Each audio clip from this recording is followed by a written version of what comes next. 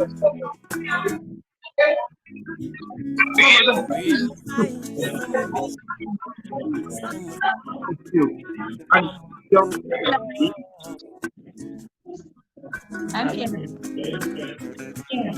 in. Wait, what's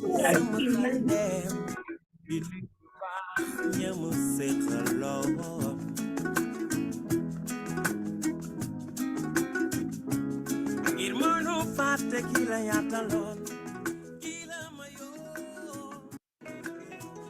onu jamais namanale namanale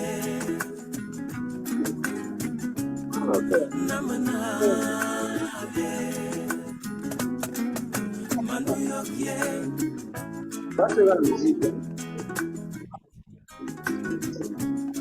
Rien sai sami bechune sam kaldem fama yogi bo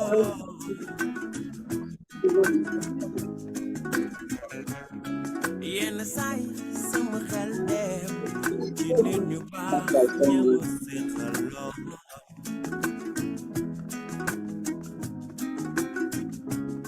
Irmano fate kila yatalon kila mayo onu jamais namanale namanale namanale manu yokie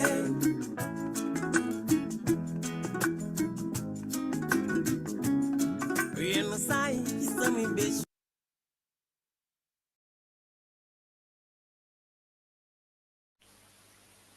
Bonjour tout le monde. Merci de vous être connectés pour ce webinaire. Webinaire qui concerne la médecine traditionnelle. En Afrique, enjeux, défis et perspectives. Nous vous demandons, si possible, de choisir la langue qui vous intéresse, soit français, soit l'anglais. Les deux propositions, les deux langues qui vous ont été suggérées. Nous allons essayer de respecter le temps avec les speakers que vous connaissez. Le premier speaker, c'est le professeur Salvius Bakari. Je lui demanderai déjà de partager sa présentation. Le professeur Bakari Amouri Salvius, en résumé, a obtenu son PhD en sciences pharmaceutiques suite à la collaboration entre deux universités, l'Université libre de Bruxelles et l'Université de Lubumbashi. Il a réalisé ses études postdoctorales au laboratoire de chimie thérapeutique et pharmacognosie à l'Université de Mons en Belgique. Il est pharmacien formé à l'Université de Lubumbashi. Il a suivi plusieurs autres formations continues en RDC, en Afrique et à l'étranger avec beaucoup de partenaires. Il a co-dirigé des thèses déjà défendues et des thèses en cours. Il assure plusieurs enseignements, dont des enseignements en matière de médecine traditionnelle et phytothérapie. En termes de recherche, il est coordonnateur des projets. S'il vous plaît, est-ce que vous pouvez arrêter vos micros, s'il vous plaît? Le professeur Bakary mène des recherches sur la médecine traditionnelle. Par exemple, maintenant, il est coordonnateur d'un projet appelé Excel4 de mise en place d'un centre d'excellence en médecine intégrative à Lubumbashi. Projet qui sera conduit en collaboration avec l'Université de Mons et l'Université libre de Bruxelles. Il enseigne dans quelques universités et actuellement, il est vice-doyen chargé de la recherche à la faculté des sciences pharmaceutiques de l'Université de Lubumbashi. Il a participé à plusieurs conférences internationales sur également la médecine traditionnelle. Il a publié ou participé à plusieurs publications scientifiques. Please, Rogers, could you stop some mic, please? S'il vous plaît, veuillez arrêter vos micros. Merci beaucoup. Le professeur Bakary a participé, a publié beaucoup également dans ce domaine. Voilà le résumé et nous allons l'écouter. S'il vous plaît, professeur Bakary, y a-t-il moyen de... Voilà. Vous avez la parole, professeur Bakary, pour 20 minutes, s'il vous plaît. Merci, j'espère que vous me captez 5 sur 5. Oui, je vous capte 5 sur 5, professeur, monsieur le doyen. Merci pour la parole, monsieur le doyen, professeur Abdon. Alors, avant tout, je tiens à exprimer ma gratitude à AfriHealth pour cette occasion qui nous est offerte de réfléchir ensemble sur ce sujet de grande importance qu'est la médecine traditionnelle.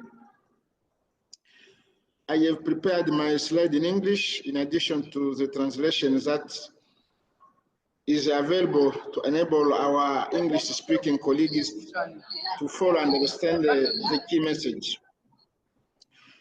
Alors, notre communication de ce jour va porter sur la question suivante. La médecine traditionnelle africaine est-elle encore nécessaire? En réfléchissant, nous allons nous pencher vers les défis et les perspectives. Alors, cette communication, nous allons la développer. Monsieur le doyen, si ça ne vous gêne pas, vous pouvez mettre en panorama. J'ai déjà mis un panorama, vous ne le voyez pas? Ok, allez-y. Alors, cette communication, nous allons la développer en 4 points. Nous allons prendre une petite introduction. Au deuxième point, nous allons essayer de voir de manière brève les contributions de la médecine traditionnelle africaine au développement de la médecine conventionnelle. Au troisième point, nous allons essayer de voir l'apport de la médecine traditionnelle africaine aux défis actuels de santé et nous finirons par une petite conclusion. Excusez-moi, Madame Esther, voulez-vous arrêter votre vidéo, s'il vous plaît? Et arrêtez aussi les micros, s'il vous plaît. plaît, arrêtez vos vidéos et vos micros si vous ne parlez pas. Merci beaucoup. Bien, merci. En guise d'introduction, nous souhaitons seulement signaler que la médecine traditionnelle africaine, c'est en fait la somme de toutes les connaissances, compétences et pratiques et a été transmise de génération en génération et qui repose sur les théories, les croyances et expériences propres à différentes cultures. Alors, toutes ces pratiques et connaissances peuvent être explicables ou non, et ils sont utilisés dans la préservation et l'amélioration de la santé, ainsi que les diagnostics, aussi bien des traitements des maladies physiques, mentales ou sociales. Et donc, dans cet élément de présentation de la médecine traditionnelle, il y a des éléments importants à retenir, c'est le fait que les pratiques et connaissances peuvent être explicables ou non. Oui. S'il vous plaît, monsieur le doyen, vos diapositives ne se déroulent pas. Je suis encore à la première dia d'introduction. Si vous la voyez, oui. c'est celle-là. Ok, très bien. C'est celle-là, puisqu'il y a des gens qui ont écrit. Merci, monsieur le doyen. Bien. Et donc, un autre élément important à considérer ici, c'est le fait que la médecine traditionnelle s'occupe aussi des maladies sociales. Ça veut dire une jeune fille qui ne trouve pas de fiancé peut être considérée comme une maladie et être soignée en médecine traditionnelle. Alors, je passe à l'autre dia, je pense que vous voyez la transition. Donc, il faut noter que la médecine traditionnelle africaine utilise plusieurs sources de médicaments, principalement les plantes comme la principale source, mais on utilise aussi des parties d'animaux, des éléments minéraux, mais à côté de tout cela, il y a aussi des thérapies spirituelles, en plus des techniques et des exercices qui contribuent aux soins. Alors, plusieurs enquêtes réalisées... Nous ne voyons pas la transition. Moi, je ne vois pas. Quelqu'un d'autre a écrit. Et puis, ce n'est pas en mode diaporama. Alors, je réessaye. Voilà, maintenant, ça passe. Et s'il y a moyen de mettre en diaporama. Alors, je repartage comme ça pour être sûr que nous marchons ensemble. Oui, tout à fait. C'est bon. Est-ce que là, vous voyez un mode diaporama? Non, ce n'est pas en mode diaporama.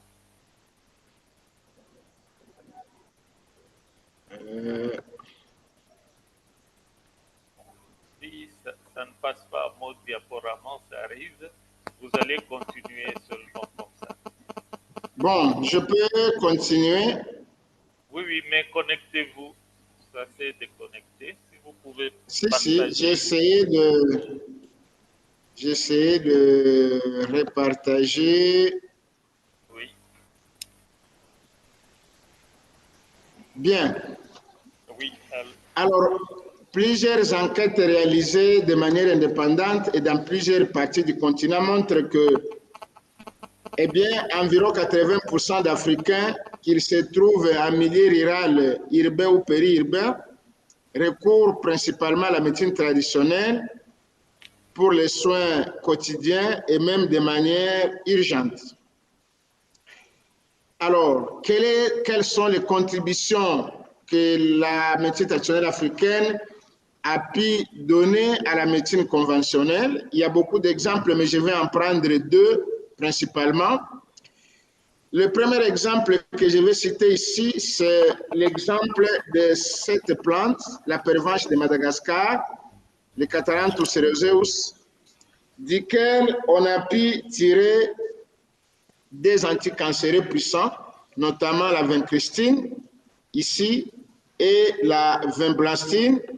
Ces anticancéreux ont été isolés de cette espèce au cours d'une recherche qui visait à mettre en évidence ses propriétés antidiabétiques. Aujourd'hui, ces deux médicaments sont d'un grand apport dans la lutte contre le cancer. L'exemple suivant auquel je vais faire allusion ici porte sur un médicament cardiotonique, le Wabaïne. Alors, le Wabaïne a été extraite d'une espèce de plante généralement retrouvée en Afrique de l'Ouest. C'est une espèce avec un poison cardiotoxique qu'on appelait le Wabao en langue locale qui veut dire poison de flèche.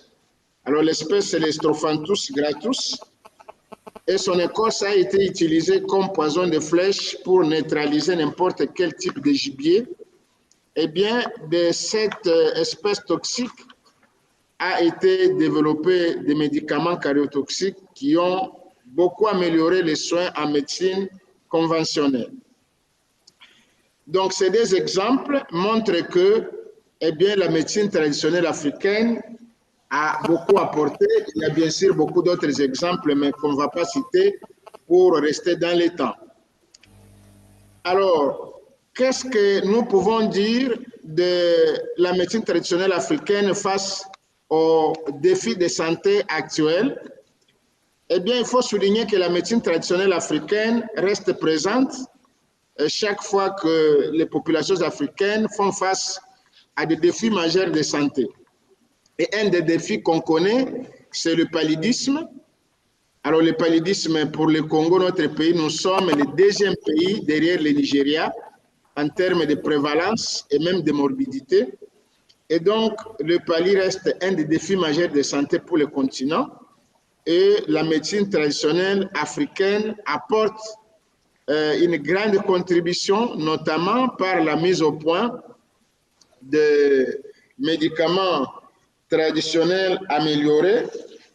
Alors, parmi ces médicaments, donc, on peut citer les médicaments Apipalou. Ces médicaments, c'est un médicament traditionnel amélioré, développé au Bénin. On a les Manalaria, développé ici à RDC, au Centre de recherche de Luozi, dans le Congo central.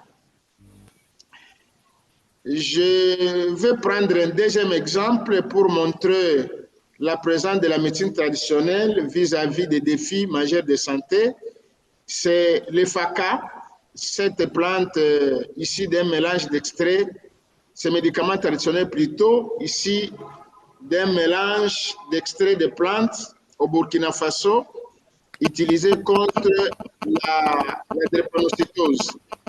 Alors, comme on le sait, la drépanocytose est une pathologie principalement africaine et pour laquelle il y a peu de thérapies. Et donc, au Burkina Faso, on a pu développer un médicament traditionnel amélioré aujourd'hui qui a fait ses preuves.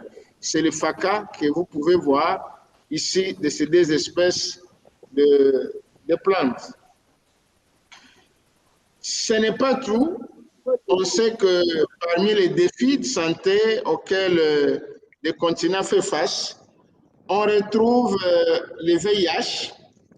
Eh bien, cette pandémie mondiale. Moi, je ne connais pas comment couper le micro. Wow. Monsieur John Poy, s'il vous plaît, arrêtez votre micro. Monsieur John Poy, allez-y, monsieur doyen. Si vous pouvez dérouler vos dias, ça ne se déroule pas, mais continuez quand même. Bien. Donc, je disais qu'un autre défi auquel le continent fait face, c'est le VIH. Eh bien, des études ont pu mettre en évidence des effets très intéressants, des propriétés intéressantes d'une plante sud-africaine, le Sturlandia fritensis, utilisée déjà depuis des millénaires sur le continent africain par le bauchiment, ces peuples pygmées d'Afrique du Sud, qui renforcent leur immunité, et donc l'espèce a fait preuve des propriétés intéressantes dans la lutte contre le VIH, et aujourd'hui des essais cliniques à des stades avancés ont été réalisés et les résultats sont prometteurs. encore une fois, cela montre que la médecine traditionnelle africaine est une médecine à la une qui va avec le courant de la situation sanitaire. Je vais prendre peut-être le dernier exemple dans la série de challenges en termes de santé, c'est le COVID-19. Eh bien, comme nous le savons tous, en 2019, il y a eu l'apparition du COVID à partir de la Chine et qui s'est propagé très rapidement et qui a secoué sérieusement le monde. Alors, comme on le sait, la grande peur dans la lutte contre le COVID-19, c'était l'absence d'un traitement efficace. Mais encore une fois, dans ce contexte global de crise où on ne savait pas quoi faire exactement, eh bien, la médecine traditionnelle a proposé des options qui ont été jugées suffisamment valables, comme vous pouvez le constater ici. Par exemple, à ce niveau, eh bien, l'Organisation mondiale de la santé et le CDC Afrique ont pu encourager la recherche pour lutter contre la médecine traditionnelle. Eh bien, même le Conseil africain et malgache de recherche a trouvé que s'il y avait des options majeures à mettre sur la table dans la lutte contre la COVID-19, eh bien, la médecine traditionnelle avait bel et bien sa place. La Société française d'ethnopharmacologie, dans la foulée, va montrer toute une série de contributions ici de la flore qui peuvent faire face à la COVID-19. Et nous le savons tous, dans nos pays, nous avons recouru à toute une série de recettes de la médecine traditionnelle dans un contexte de crise où on ne savait pas à quel sein se vouer. Bien, dans notre pays particulièrement, paix à son âme, le pharmacien Batangu du Centre de recherche de médecine traditionnelle de Luozi a développé le Manacovid et l'équipe conjointe OMS, Union africaine, CDC Afrique, ont pu saluer ces efforts puisque ces traitements ici des connaissances traditionnelles ont montré bel et bien qu'il y avait moyen de contrer la pandémie et de contribuer convenablement à la lutte contre la COVID-19. Alors, bien d'autres pays ont pu faire quelque chose. Les exemples sont légion, mais on connaît des exemples phares provenant de Madagascar et du Cameroun. Au Madagascar avec le Covid Organics et au Cameroun avec EDESCA, qui ont été des thérapies développées à partir de savoirs traditionnels et à base de plantes et qui ont montré leur efficacité dans la lutte contre le Covid-19. Donc, tous ces exemples montrent bel et bien que la médecine traditionnelle n'est pas une médecine qui est restée dépassée par les événements. Elle est au rendez-vous. Chaque fois, le continent a besoin de faire face, a besoin d'une solution en faisant face à des challenges nouveaux, à des défis nouveaux et majeurs en termes de santé publique. Et donc, nous pensons aujourd'hui que plus nous allons mieux comprendre la physiopathologie du coronavirus, eh bien, il y a lieu que la médecine traditionnelle propose demain des médicaments encore beaucoup plus efficaces en connaissant cette fois-ci des cibles précis et probablement les mécanismes de survenue de certains troubles pour lesquels nous croyons que la médecine traditionnelle pourra proposer des solutions efficaces.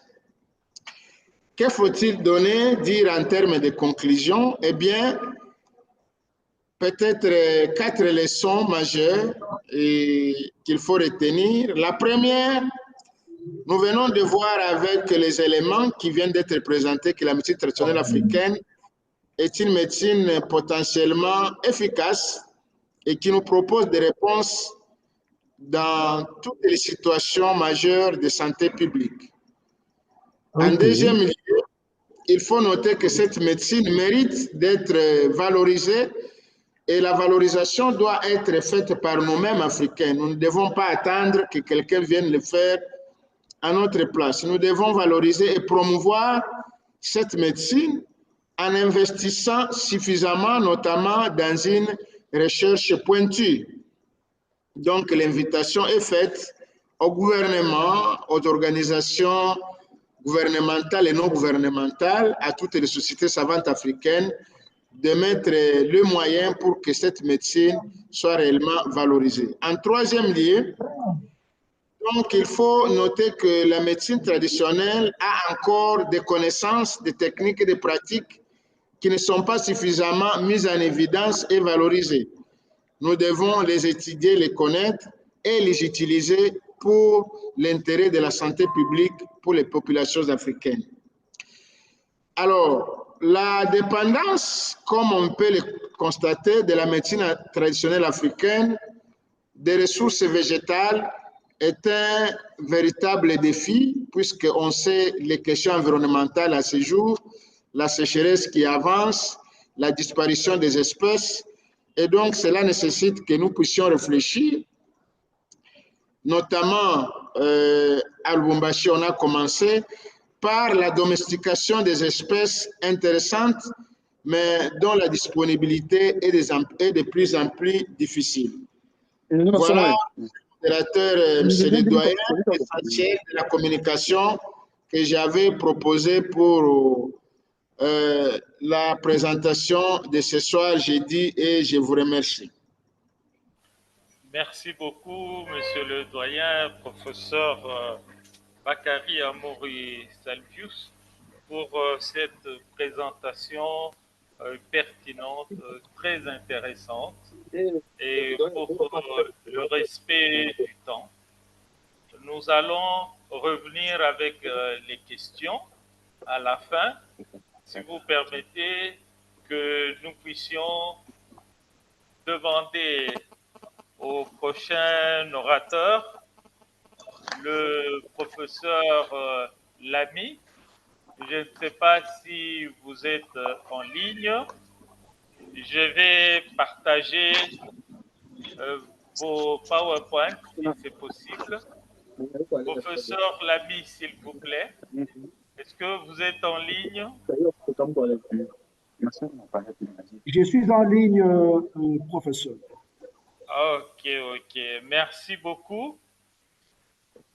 Mesdames, messieurs, j'ai l'honneur, après le professeur Bakary, de vous présenter le professeur Lamy Nzunzu José, qui est PhD en sciences pharmaceutiques dans le domaine de la chimie de produits naturels bioactifs, diplômé au Japon à Toyama Medical and Pharmaceutical University en 1991, où il a effectué aussi ses études postdoctorales à The Physical and Chemical Research Institute, où il a travaillé comme chercheur avant de rentrer à Kinshasa, à l'université de Kinshasa, en 2001. Le professeur Lamy, s'il vous plaît, pouvez-vous Mike, please. Est-ce que vous pouvez arrêter vos micros, s'il vous plaît? Il est professeur ordinaire à l'université de Kinshasa, doyen honoraire de cette faculté de 2017 à 2023. Il est professeur visiteur aussi dans d'autres universités, comme l'université de Lubumbashi et dans d'autres facultés de l'université de Kinshasa, où il enseigne des cours, entre autres, de médecine traditionnelle. Il est expert aussi à la commission multisectorielle permanente de coordination des activités liées à l'usage médical et scientifique. Il exerce comme conseiller de Monsieur le chef d'État au Collège de santé et de bien-être. Il a occupé quelques fonctions, par exemple, membre du comité exécutif du laboratoire d'analyse et de contrôle des médicaments et denrées alimentaires. Il est membre de l'association de professeurs de l'université de Kinshasa et secrétaire général académique de l'université Congo en RDC. Il a occupé comme fonction directeur de cabinet du recteur de l'université de Kinshasa et il a coordonné des projets académiques belges et de la Banque mondiale pour le compte de l'université de Kinshasa. Monsieur le doyen, professeur Lamy, merci d'avoir accepté l'invitation d'Afrielf. Vous avez la parole. Je vais tout de suite là, si vous m'accordez 2 minutes, charger votre présentation. Partagez votre présentation. Est-ce que c'est ça, professeur, votre présentation?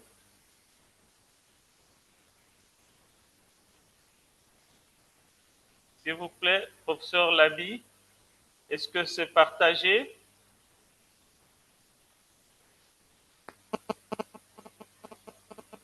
Un instant.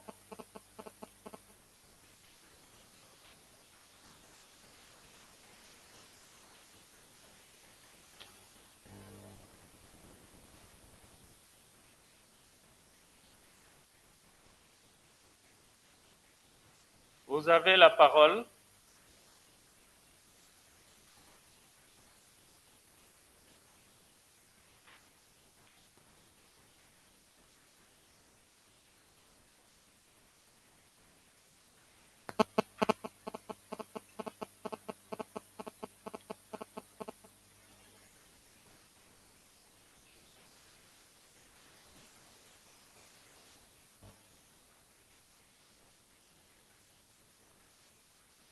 Allô, professeur?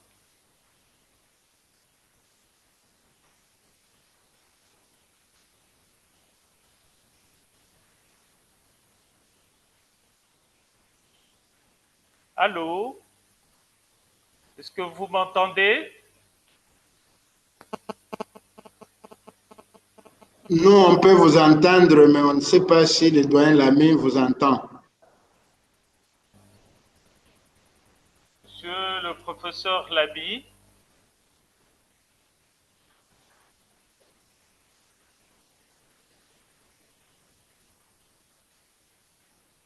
est-ce que sa présentation est partagée et visible? La présentation est visible, oui. Allô, professeur Lamy?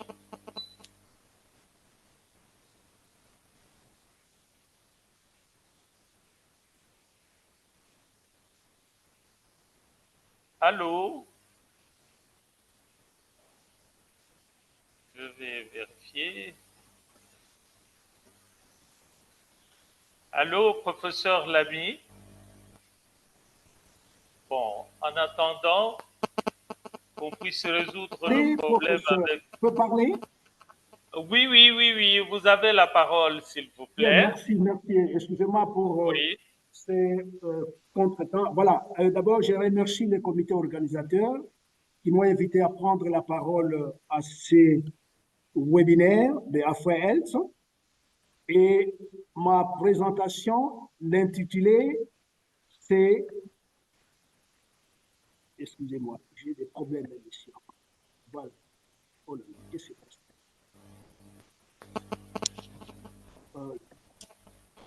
Excusez-moi, il y a encore des petits soucis.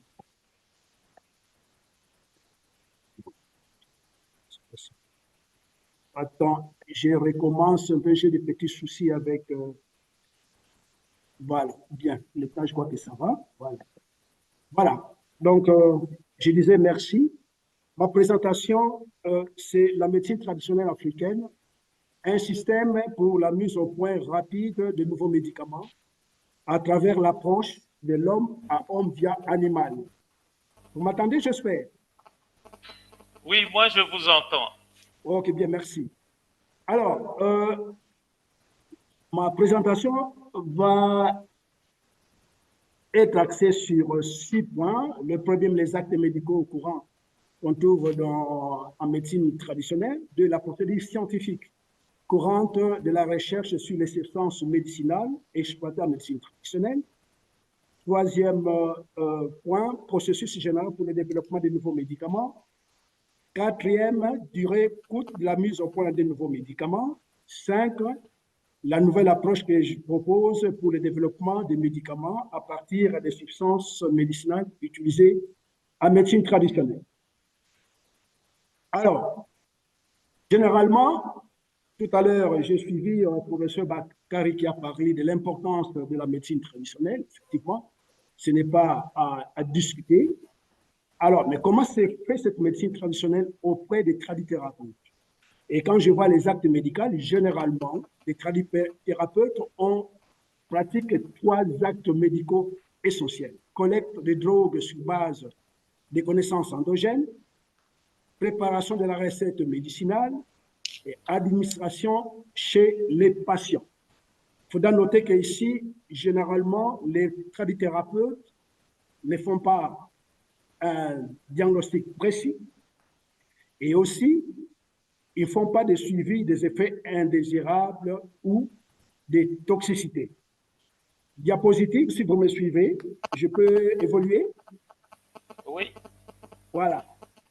Alors, la procédure scientifique exploitée en médecine traditionnelle, c'est comme on peut le voir ici sur cette diapositive ici. À droite, là, cercle bleu, généralement, on fait l'authentification de matériel végétal à étudier. Et après, on fait l'extraction d'isolement. On passe à la caractérisation physico-chimique pour déterminer la structure. Et après, on fait le screening biologique. Ça, c'est d'une façon générale. On peut même aller jusqu'à la synthèse une fois on a isolé le produit, le composé bioactif. On peut le voir ici dans ces diapositives. Donc, à partir de la plante, on peut faire des extractions à partir des solvants. Par exemple, le méthanol, l'éthanol, l'éther, ainsi de suite. Et ici, c'est les processus d'extraction bioguidée. L'extrait qui sera actif, on va les fractionner jusqu'à continuer et à déterminer la structure. Tout comme on peut partir d'un extrait, on fait les fractionnements, ainsi de suite, jusqu'à élucider la structure du composé qui s'avère actif.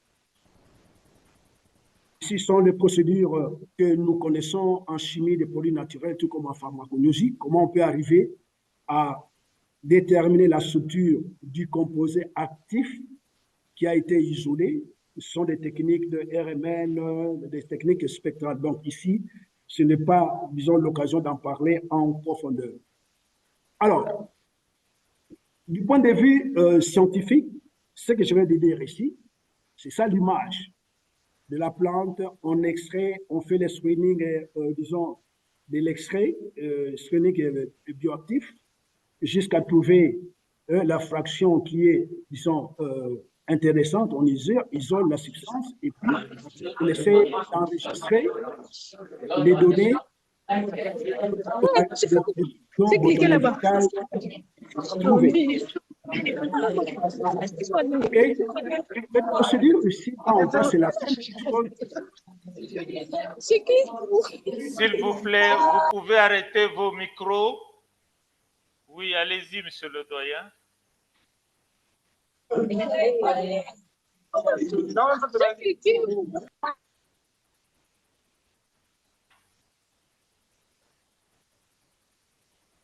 Oui, allez-y, monsieur le doyen.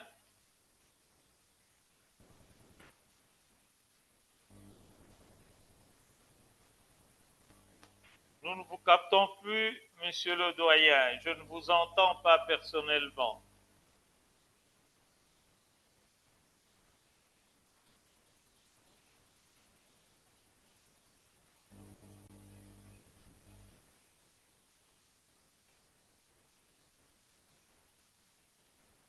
Monsieur le professeur Lamy, je ne vous entends pas personnellement.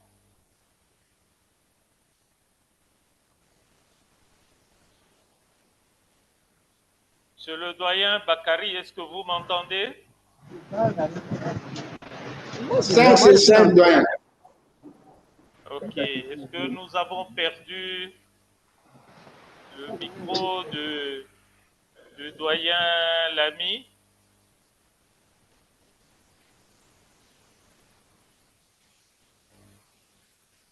Professeur Abdo, apparemment, il a juste coupé Non, non, son ça micro. va. Je ne sais pas qu'est-ce qu'il y a eu, le micro s'était encore fermé, excusez-moi. Oui, oui. Voilà, Merci. maintenant ça va. Voilà, Oui, ça oui, va. ça va, Alors, monsieur le ça va. doyen, oui. Je dois retrouver, oui, voilà, la Oui. présentation. Un instant. Voilà. Alors, excusez-moi. Je mets encore, voilà, là où j'étais. Voilà, je disais que avec cette procédure, on voit que la durée, la mise au point de développement des nouveaux médicaments, ça va aller jusqu'à 12 années. Que ce soit du point de vue de la recherche à partir de plantes, si on doit utiliser les systèmes tels que c'est fait en Europe avec les produits synthétiques. Donc, vous avez d'abord l'identification, la validation, et puis on essaye de voir les composés lead de tête de série. On peut les essais précliniques et cliniques. Quand on voit ça, ça peut aller de 8 jusqu'à 12 années. Et si vous avez les différentes étapes de recherche préclinique et clinique, et ça montre bel et bien que voilà, si on suit cette démarche-là, on risque, et généralement pas on risque, on va jusqu'à 12 années de recherche. Et les coûts même de ces recherches pour la mise au point de nouveaux médicaments, tel que c'est fait ailleurs, c'est environ 1,5 milliard d'euros. Ça, du point de vue, disons, procédure moderne telle que c'est pratiqué dans le monde scientifique. Alors, ici, moi, je propose une autre méthode. Et cette méthode-là, c'est, en fait, quand on voit les scientifiques qui s'intéressent aux produits naturels, ce qu'ils font, c'est juste avoir d'abord de données ethnobotaniques de la substance qu'ils veulent étudier. Il n'y a pas une collaboration étroite entre les praticiens et les scientifiques. Et les scientifiques ne s'intéressent pas aussi à vérifier les diagnostics tels que posés par le tradipraticien. Je vous ai dit que généralement, les praticiens n'ont pas un système de poser un diagnostic précis. Le scientifique ne s'intéresse pas non plus à vérifier chez les malades, le patient qui est sous encadrement, sous prise en charge du tradipraticien, il ne s'intéresse pas à voir ces recettes que les tradipraticiens utilisent. Est-ce que ça a des effets secondaires? Est-ce qu'il y a une toxicité? Quels sont les paramètres biochimiques qui affectent ces recettes traditionnelles? Ils ne les font pas. Alors, moi, ce que je propose, il y a suivant, c'est de briser ce mur qui sépare le scientifique qui travaille sur les produits naturels bioactifs et les guérisseurs. Dans ce sens que il faudra que, dès le départ, que les scientifiques doivent s'intéresser aux malades qui consultent volontairement les tradithérapeutes, de faire un beau diagnostic auprès de ces patients volontaires qui vont utiliser les tradithérapeutes, de vérifier aussi chez ce patient-là si réellement la recette qui sont utilisées a des effets.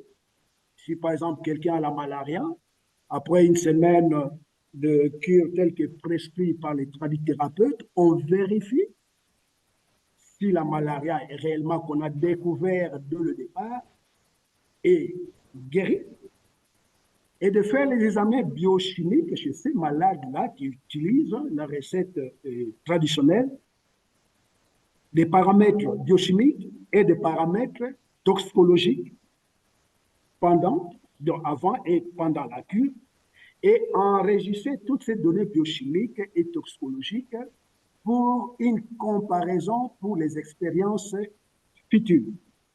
Il y a suivant. Ainsi, pour l'expérimentation, donc après avoir confirmé, collaboré avec les tradithérapeutes, les scientifiques peuvent maintenant continuer faire recherche expérimentale. Mais au départ, il doit d'abord, s'il faut utiliser des animaux des laboratoires, la recette de départ, c'est la recette telle que ça a été préparé par les tradithérapeutes. Et là, ils vont vérifier, tester l'effet thérapeutique de la recette médicinale originale chez l'animal, et toxicologique chez l'animal, enregistrer toutes ces données trouvées chez l'animal et maintenant les comparer avec les données qu'ils ont trouvées chez les patients qui a été soigné volontairement par les tradithérapeutes pour voir un peu est-ce que ce qu'on a trouvé chez l'homme patient utilisant, consultant les tradithérapeutes, est-ce qu'il y a un parallélisme avec les données qu'on trouve chez l'animal. La suite, excusez-moi. Voilà. Où suis-je encore là? Excusez-moi. Alors, avec cette pratique, si on arrivait à procéder de la sorte, la diapositive, je ne sais pas si vous l'avez projetée, l'évaluation de phase 1, 2, 3. Si on voit bien cette diapositive-là, en rouge, vous avez la colonne à gauche, le nombre d'années quand on doit faire la recherche en appliquant la méthode classique. Vous allez voir pour les recherches précliniques, généralement c'est 3 à 3,5 ans. Mais si on pratiquait la méthodologie que je venais d'expliquer, de partir à partir de l'homme, du patient qui utilise le médicament traditionnel, il y a moyen de réduire cette période de recherche préclinique. Et c'est la même chose aussi que ce soit pour la phase 1, phase 2, phase 3.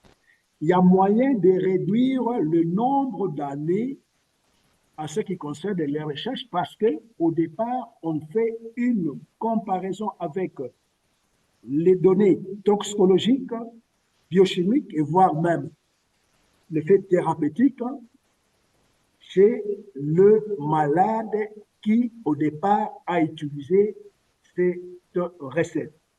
Et la même chose aussi en ce qui concerne l'échantillonnage, la population, il y a moyen de réduire. Et quand on voit à la fin, il y a moyen de réduire le temps de recherche pour la mise au point, le développement et la mise au point d'un médicament à partir de la recette traditionnelle. Généralement, comme je venais de dire, on va jusqu'à 12 ans quand on utilise les protocoles modernes qui fait fi de ce que les praticiens font dès le départ, mais en considérant les effets dès le départ chez l'homme, il y a moyen de réduire le nombre d'années pour la mise au point de ces médicaments de 12 à moins de 5 ans.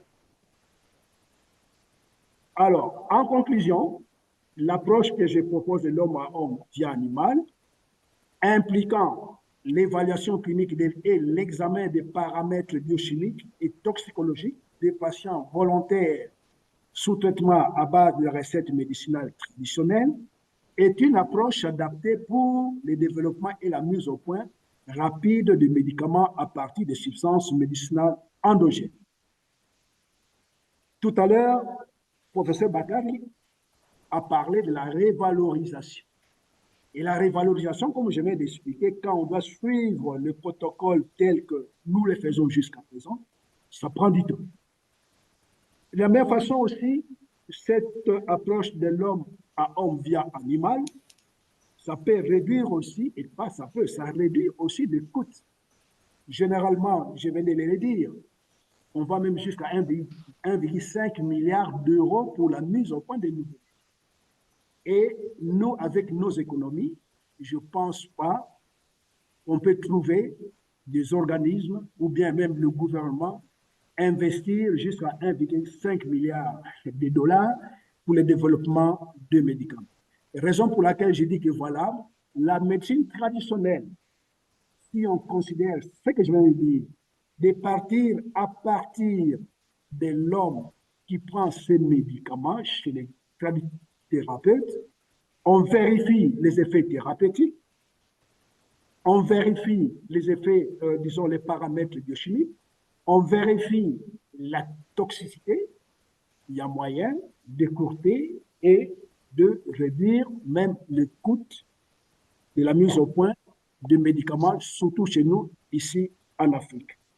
Voilà en quelques mots ce que j'avais à vous présenter et je vous remercie pour votre aimable attention. Allô? Merci beaucoup, cher doyen, cher professeur, pour cet autre exposé pertinent et très intéressant. Pour gagner du temps, vous allez me permettre de bien vouloir demander au professeur Paulin Moutoualé de bien vouloir aussi, en attendant les questions qui seront groupées, de partager son exposé. Professeur Paulin Moutoualé, merci beaucoup d'avoir accepté l'invitation de présenter votre exposé. Il est PhD en sciences biomédicales et pharmaceutiques, défendu en commun entre l'Université de Liège et l'Université de Kinshasa. Il a évolué dans ses recherches avec l'Université de Liège, diplômé comme pharmacien à l'Université de Kinshasa et DEA approfondi à l'Université de Liège et l'Université de Kinshasa. Comme expérience professionnelle, il est actuellement vice-doyen chargé de la recherche au sein des facultés des sciences pharmaceutiques de l'Université de Kinshasa. Il enseigne des cours comme physiologie botanique, pharmacopée, pharmacognosie, etc. Il s'occupe dans ses recherches de la valorisation des ressources phytogénétiques au Centre d'études des substances naturelles d'origine végétale. Il a également l'expérience de contrôle des qualités des médicaments à base de plantes et des compléments alimentaires au laboratoire de contrôle des médicaments et denrées alimentaires. Il a travaillé comme pharmacien au Programme national de médecine traditionnelle et plantes médicinales et a procédé aussi. Il a gravi les échelons au niveau de l'Université de Kinshasa, domaine de recherche, entre autres, chimie des plantes médicinales, bioactivité des plantes médicinales, contrôle des qualités de drogues végétales, etc. Il est expert, membre du conseil d'administration d'AfriHealth qui vous propose ces webinaires. Il est membre de la commission multisectorielle permanente de coordination des activités liées à l'usage médical et scientifique du cannabis. Il est co-lead du projet pharmacovigilance d'AfriHealth avec IDI de l'université Makerere et Africa CDC de l'Union africaine. Il travaille sur la domestication et multiplication des plantes médicinales ligneuses en raréfaction dans les Maïndombe. Expertise également One Health, comme tous ses professeurs, ses éminents professeurs. Il a beaucoup publié, entre autres, sur les plantes médicinales. Voilà un petit résumé, si on peut le faire en 2-3 minutes, de ces éminents experts. Professeur Paulin, s'il vous plaît, vous avez la parole. Merci beaucoup. Est-ce que vous voyez mon écran? Oui, nous voyons. Je vais partager. Oui, oui. Si vous pouvez mettre ça en diaporama, si c'est possible. Sinon, vous pouvez démarrer. C'est bon en diaporama? Oui, c'est bon. OK. Merci beaucoup pour l'opportunité que m'a offerte AfriHealth et merci beaucoup pour tous les participants. J'ai l'honneur de vous présenter ma thématique de ce jour intitulée Médecine traditionnelle en RDC, un pilier stratégique pour l'extension de la couverture santé universelle. Voici les points sur lesquels je vais m'attarder pour cette présentation.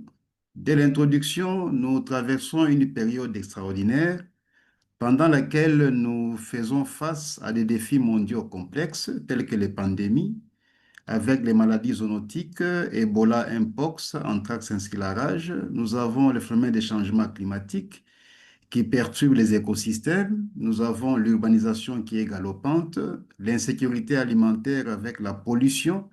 Et tout cela, c'est à l'interface homme, animal et environnement, et ça pose des sérieux problèmes de santé publique humaine.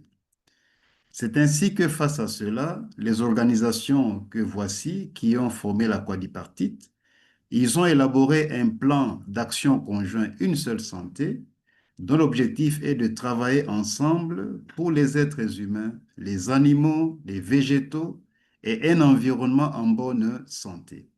Et pour y arriver, c'est l'approche Une santé qui est la meilleure approche qui permettrait d'atteindre cet objectif. Et cette approche est basée sur la collaboration. Là, nous parlons de la médecine traditionnelle. Ça signifie quoi? Il faut qu'il y ait une collaboration entre la médecine traditionnelle et la médecine moderne. C'est basé sur la communication. Nous devons communiquer. Il faut qu'il y ait une bonne coordination à tous les niveaux. Et cela demande à ce qu'il y ait des renforcements des capacités. Maintenant, cette question d'approche Une santé au niveau de nos communautés demande à ce qu'il y ait une inclusivité, l'équité et l'accès de toutes les populations, quelles que soient les couches, à accéder aux services qui sont offerts dans différents domaines. C'est ainsi que pour la mise en œuvre, le pilier 4 est vraiment important. Là, on insiste sur la transdisciplinarité et la collaboration multisectorielle qui englobe toutes les disciplines pertinentes, les formes de connaissances modernes et traditionnelles et un large éventail représentatif de perspectives, d'où la coexistence de toutes les formes de savoir. Et aujourd'hui, parler des médecines et des pharmacopées africaines traditionnelles, ça signifie qu'il y a des évidences dans la prise en charge des pathologies diverses, telles que les professeurs l'ont évoqué.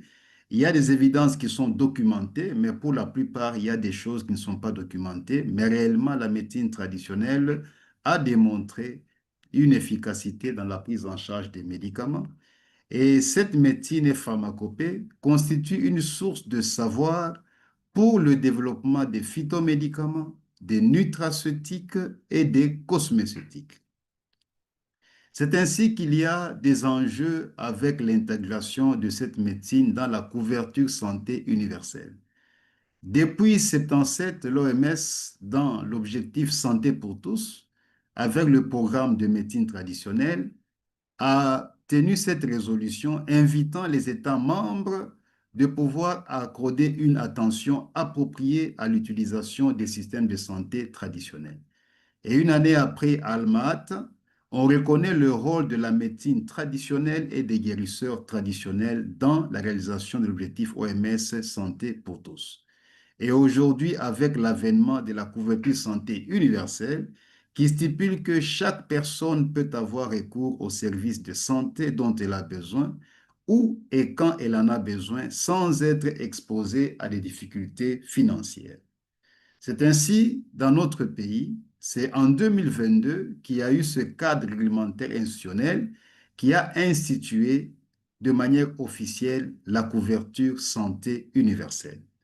Mais la question est de savoir, avec cette réalité de 80% de la population des pays à revenus limités, tels que la RDC, essentiellement les populations des zones rurales et périurbaines qui recourent à la médecine traditionnelle pour les soins de santé primaire, quelle est notre responsabilité sociétale pour que cette transdisciplinarité et cette collaboration multi soient effectives?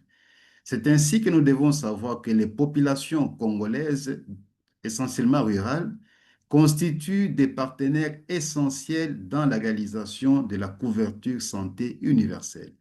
Et cette population recourt à la médecine traditionnelle. C'est ainsi qu'il faut renforcer leur implication dans, d'abord la planification, la prestation et l'évaluation des services de santé tels que le stipulent les attributs de l'approche Une Santé. Et pour les impliquer, il faut d'abord les informer, les éduquer et les mobiliser pour que ces populations prennent des mesures en faveur de leur propre santé et de leur communauté.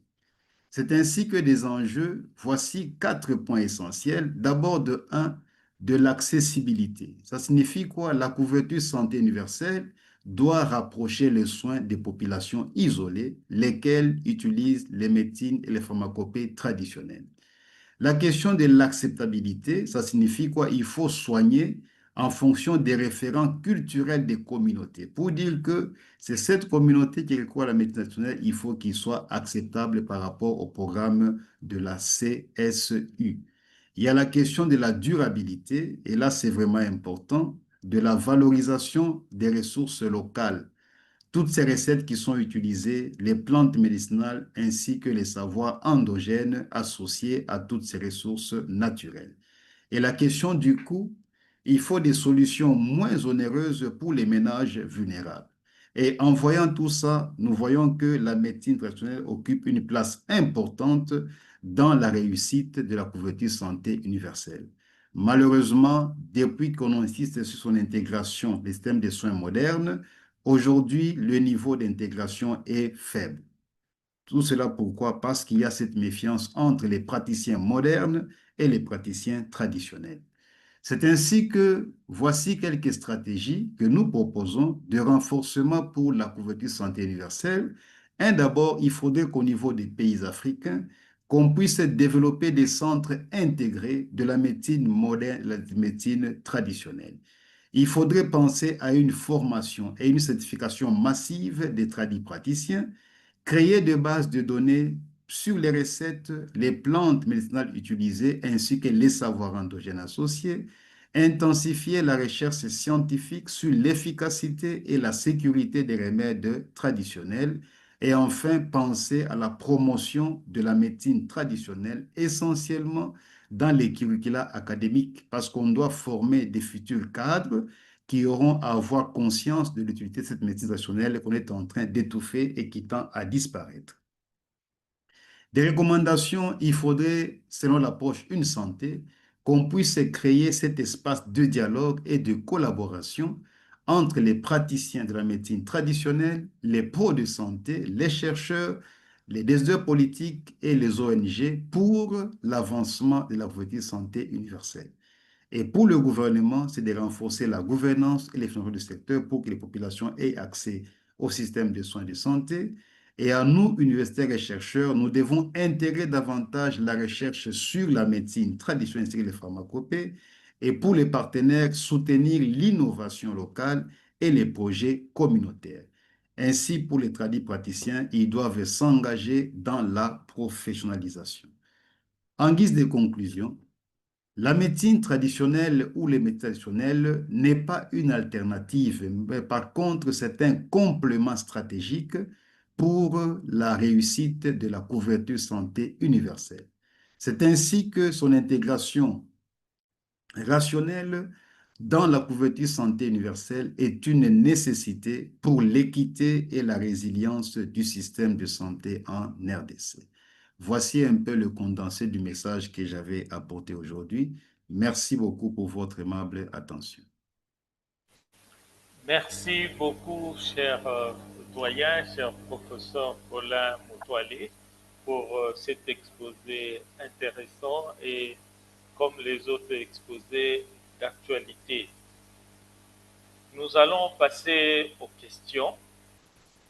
Je ne sais pas si vous pouvez noter les questions. Professeur Bakari, professeur Labi et professeur Moutoilé. Je commence par lire quelques questions qui se trouvent dans le chat et puis nous allons accorder la parole aux participants en direct. Si vous pouvez retenir les questions et vous aurez la parole à tour de rôle, répondre à telle ou telle autre question, cher professeur. Quel est l'état actuel de l'indexation et de l'archivage de la médecine traditionnelle en Afrique? Je crois que ça va rapporter beaucoup de recherche et de développement d'une manière de cette industrie significative. C'est M. Blessingo Joshua. Notre question de John Mponda: quel est le statut de la régulation de la médecine traditionnelle en RDC et en Afrique? Monsieur Dorcas Soumbi, s'il vous plaît, vous pouvez arrêter votre micro, merci. Voilà, je suis en train de parcourir. Nous remercions Augustine Onyengala qui a placé le lien pour aller rechercher la documentation. Merci beaucoup. Si vous pouvez aller, s'il vous plaît, vous connecter à ce lien pour un complément.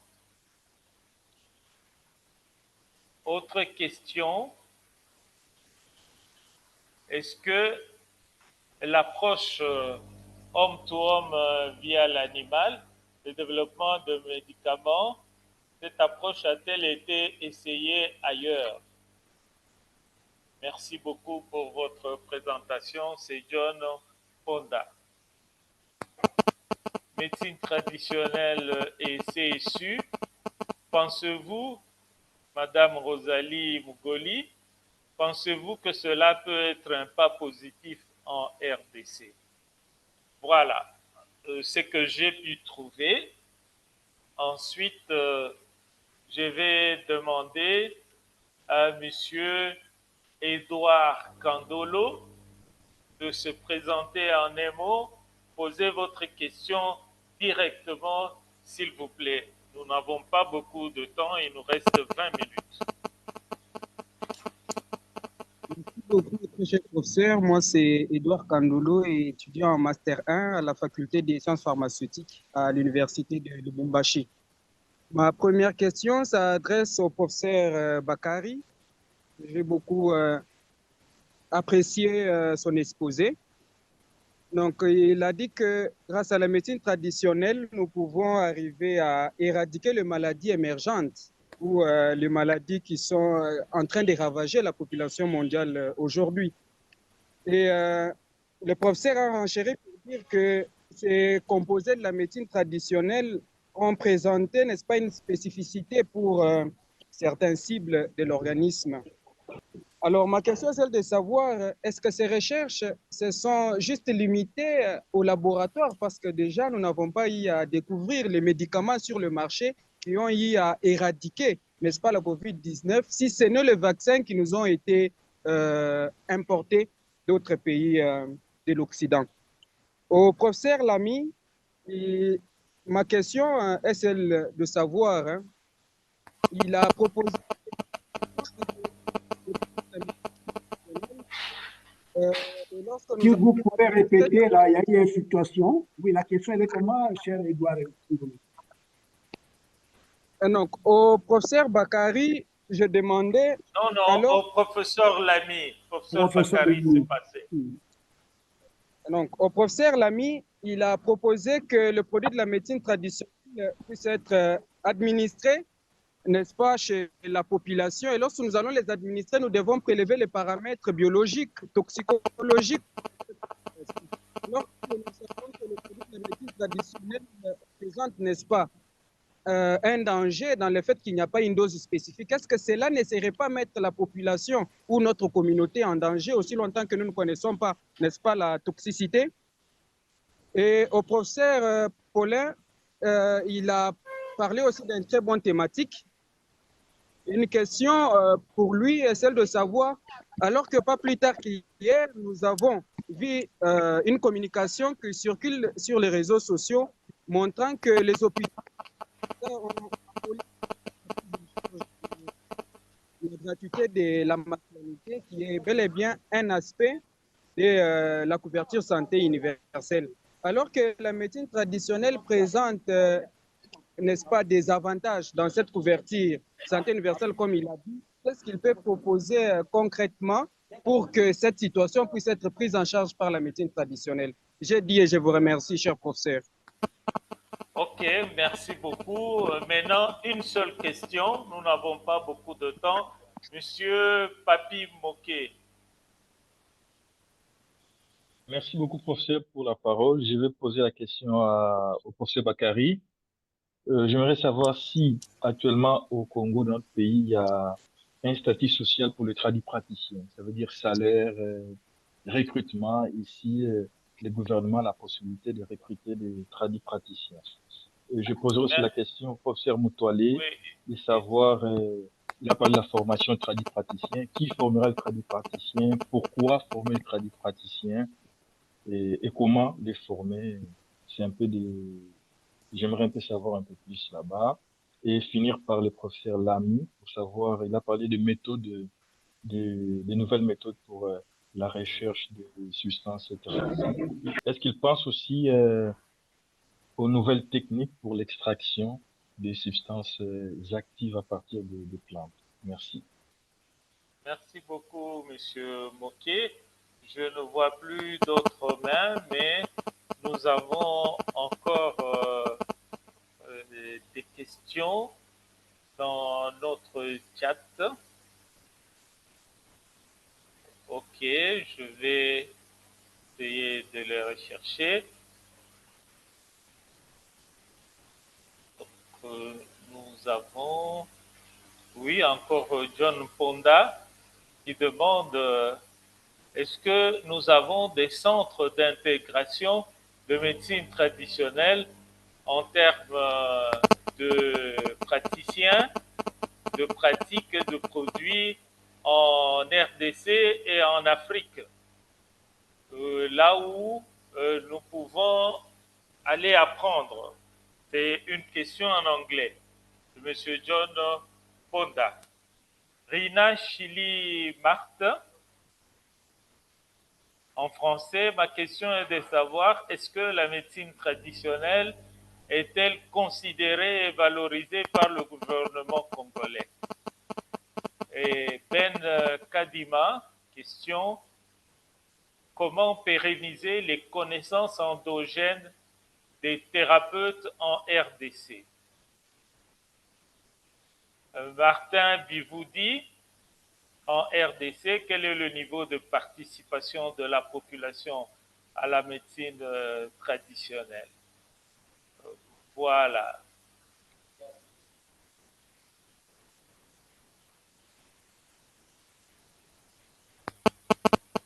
Voilà, et allez toujours consulter le lien que Augustine Onegwala présente dans les chats, s'il vous plaît. Merci beaucoup. Nous allons demander toujours même ordre au professeur Bakary, puis professeur Lamy et professeur Paulin, peut-être 5 minutes maximum. Comme ça, nous serons dans le temps. S'il vous plaît, monsieur le doyen, professeur Bakary, est-ce que vous pouvez donner quelques éclaircissements supplémentaires suite aux questions posées? Merci, monsieur le doyen. Merci, monsieur le modérateur. Donc, je vais rapidement donner quelques éléments de réponse à plusieurs questions. Et je pense que les éminents intervenants qui ont présenté aussi vont compléter.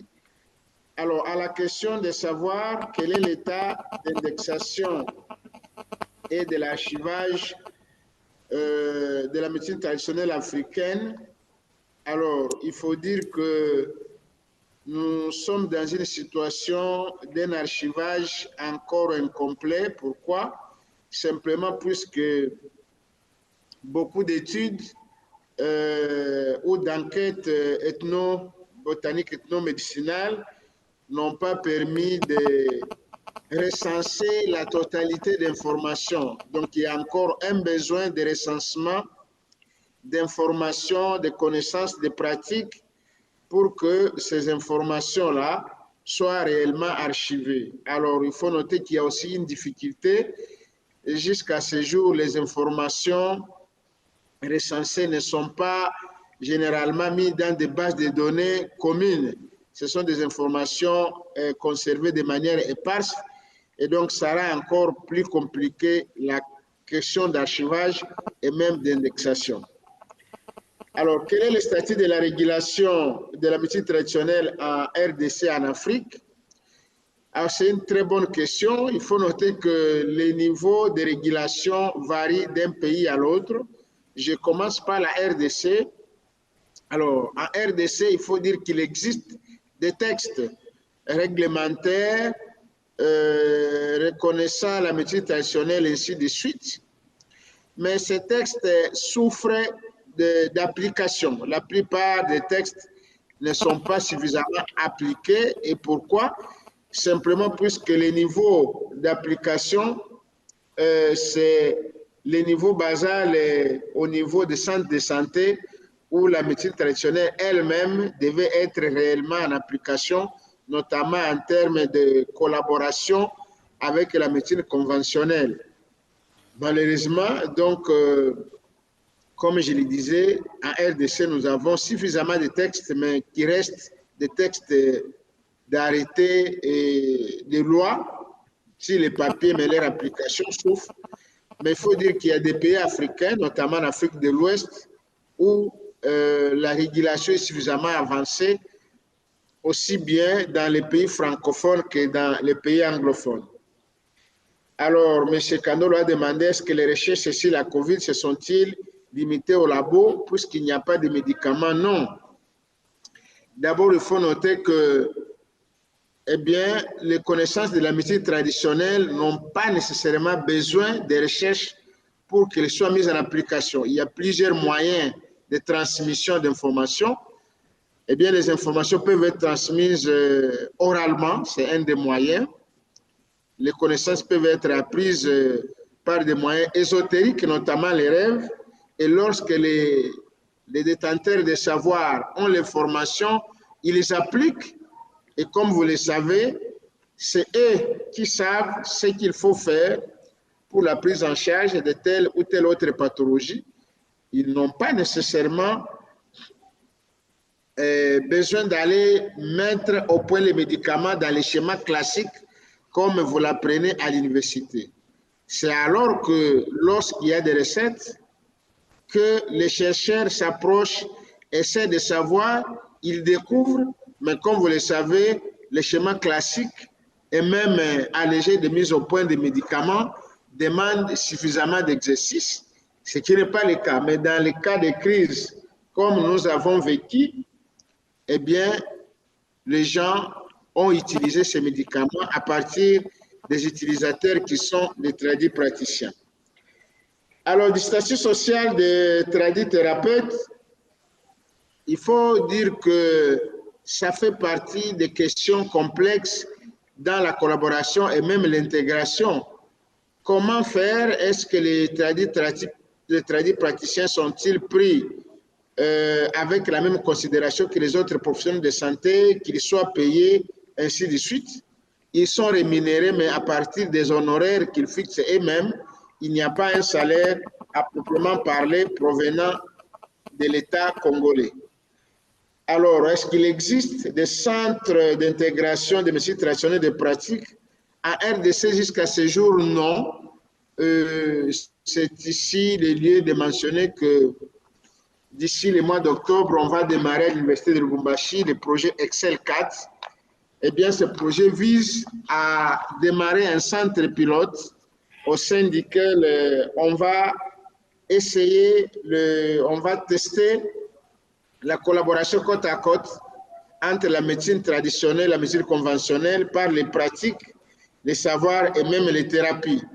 Bon, il faut noter que dans des pays de l'Afrique de l'Ouest comme les Bénin, il y a des centres qui existent et l'expérience congolaise devra donc l'essai congolais devra s'inspirer de cette expérience existant en Afrique de l'Ouest. Eh bien, est-ce que le niveau de population...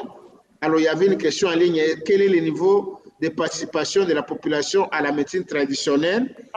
Alors, je vais terminer par là en soulignant que la médecine traditionnelle peut être catégorisée à plusieurs niveaux. Il y a une médecine populaire connue de beaucoup dans chaque communauté. On sait tous, par exemple, que quand on a une toux, on peut arracher les feuilles de citronnier, on met en feu, on boit, ça va soulager. Eh bien, ça, c'est une médecine traditionnelle et le gros de la population y participe en termes de connaissances. Mais il y a le niveau savant qui demande qu'une poignée, une petite poignée de connaisseurs la détiennent. Eh bien, cette médecine est réservée à une petite équipe, à un petit groupe de gens qui la transmettent. Mais la participation en termes d'utilisation, nous sommes autour de 80% selon plusieurs enquêtes réalisées ça et là. Voilà, monsieur le doyen, globalement, ce que je peux dire par rapport aux questions qui ont été soulevées par les intervenants. Merci beaucoup, monsieur le doyen, pour ces réponses très intéressantes. Nous y reviendrons. On va rester en contact avec les participants. Nous avons peut-être 3 minutes pour professeur Lamy. Les autres questions vont vous suivre et nous allons y répondre via la plateforme d'AfriHealth. S'il vous plaît, monsieur le doyen Lamy, voudriez-vous apporter quelques éclaircissements en 3 minutes pour qu'on respecte le temps? Merci beaucoup. Il y a eu plusieurs questions et je ne saurais pas répondre à toutes les questions parce que le temps fait défaut. Mais je vais plus m'attarder sur les 2 ou 3 questions qui m'ont été posées. Il y a la question de je ne sais qui encore qui a demandé si l'approche de homme à homme via animal est aussi appliquée ailleurs. Je dirais, à ma connaissance, non. C'est pour cela je dis ceci, c'est une approche que je propose. Et je vais essayer de me documenter davantage pour faire un article scientifique là-dessus. Une première conférence préliminaire, c'était en 1997, au cours d'une conférence internationale sur la médecine traditionnelle au Japon. J'avais présenté cela, et puis j'ai laissé les choses en veilleuse, mais avec l'invitation qui m'a été donnée, j'ai dit laissez-moi un peu réveiller, disons, cette procédure, et je vais me documenter parce que c'est quand même une procédure très importante. Alors, il y a M. Edouard qui veut savoir les doses spécifiques administrées. Je crois que il m'a pas bien suivi, je crois. J'ai dit ceci. La médecine traditionnelle peut jouer un rôle de la mise au point rapide et moins coûteuse de médicaments. Pour cela, on doit partir de l'homme, du malade qui consulte volontairement le patient. C'est que les scientifiques ne font pas.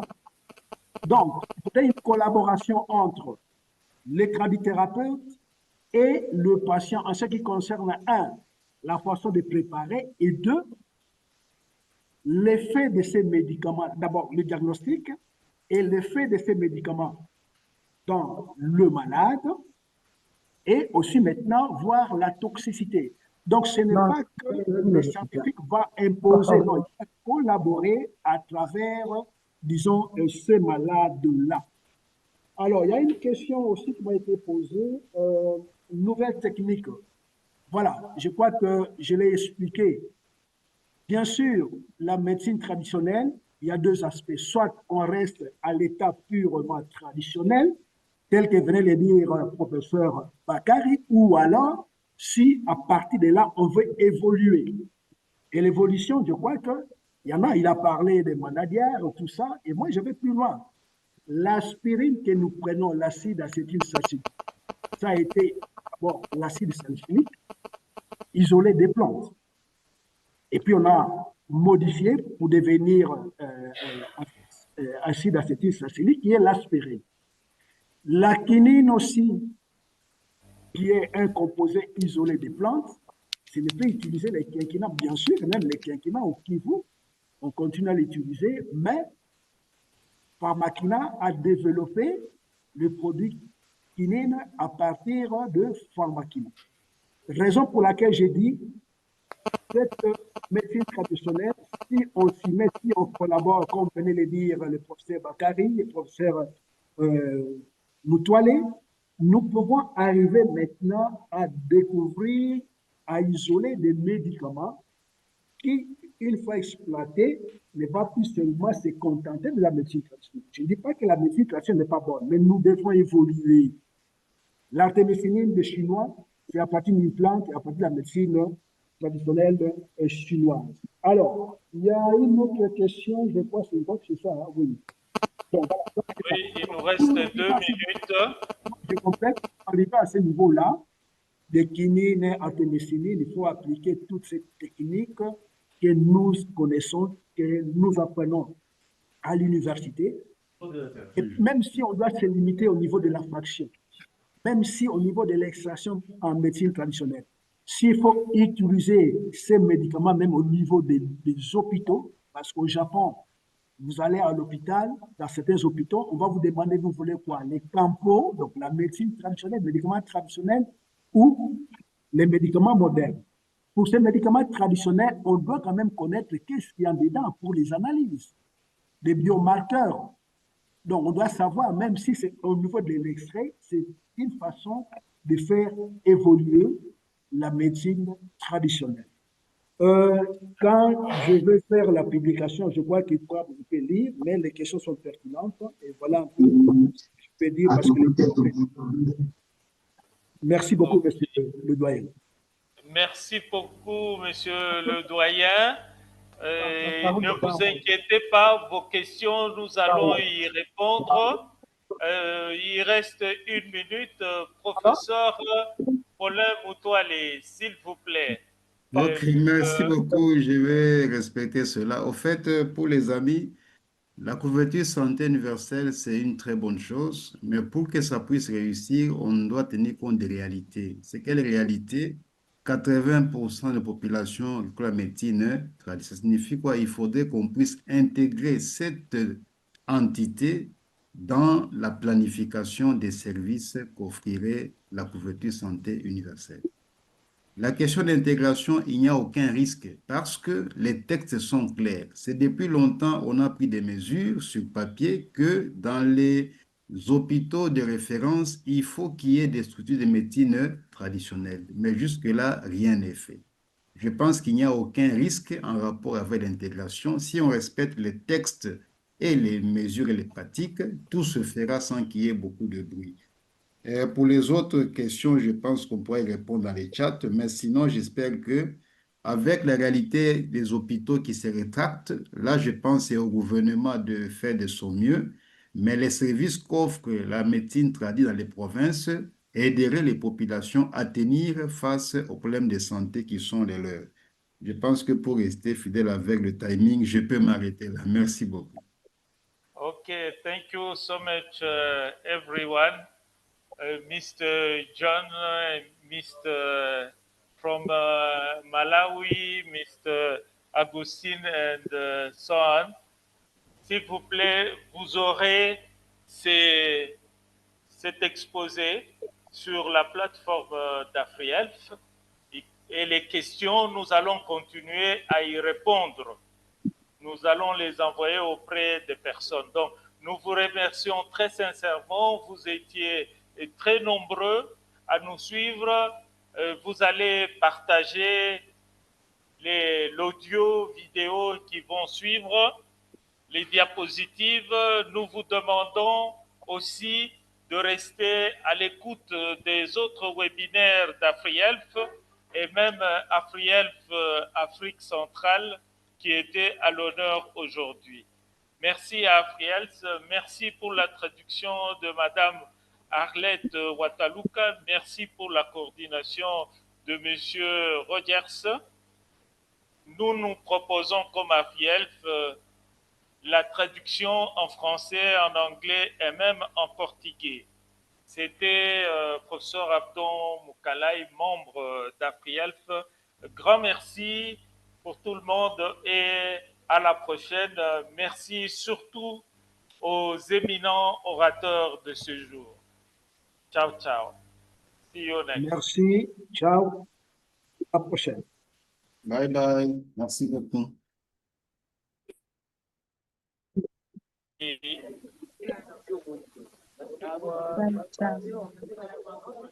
Tendai. Bye. Ciao. Bye. Bye. Petit Bye. famille, Bye. ciao. Bye. Thanks Bye. encore. Félicitations aux Faites voir. orateurs. Je les ai bien suivis. Professeur